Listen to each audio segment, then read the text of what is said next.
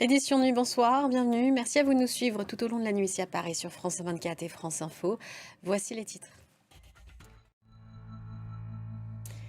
Et c'est donc à Genève ce dimanche que des pourparlers de paix auront lieu pour mettre fin au conflit en Ukraine. Autour de la table, les Américains qui ont proposé un plan, les Ukrainiens qui ne veulent pas l'accepter en l'état. Un sommet des dirigeants mondiaux, le G20 qui s'est ouvert ce samedi sous une note pas franchement optimiste. D'abord, le président américain a choisi de ne pas faire le déplacement en Afrique du Sud. Autre manifestation d'un multilatéralisme à la peine, c'est la COP30 qui a échoué ce samedi à inscrire la sortie des énergies fossiles dans l'accord final. On reste au Brésil où Jair Bolsonaro a été reconduit en détention pour avoir saboté son bracelet électronique. L'ancien président affirme avoir tenté d'ouvrir ce bracelet grâce à un fer à souder. Au Proche-Orient, Gaza a été la cible d'une frappe israélienne ce samedi. Au moins 21 morts selon la défense civile, alors qu'Israël a affirmé avoir riposté à une attaque du Hamas d'un terroriste armé ayant franchi une ligne de démarcation.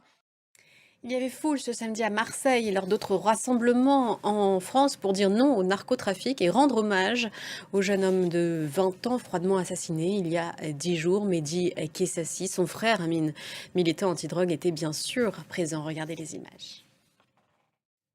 Au moins 50 000 personnes ont manifesté à Paris pour dénoncer les violences faites aux femmes, d'après le communiqué du collectif Nous Toutes.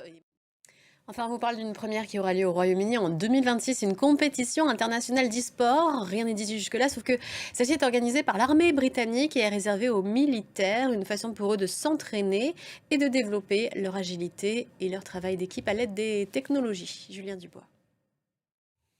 La déception, c'était le sentiment de beaucoup de Britanniques et de touristes venus devant Buckingham Palace pour y visiter un marché de Noël qu'ils n'ont point trouvé puisque c'était une fausse information diffusée par l'intelligence artificielle. Le reportage bien réel, lui, dans Ambroise Bouléis.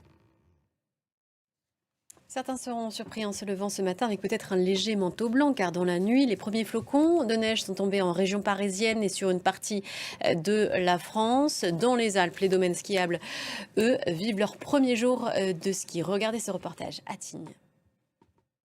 Et un œil à l'agenda de la journée en ce dimanche 23 novembre. D'abord, c'était dans l'agenda censé être la date limite pour débattre du projet de loi de finances.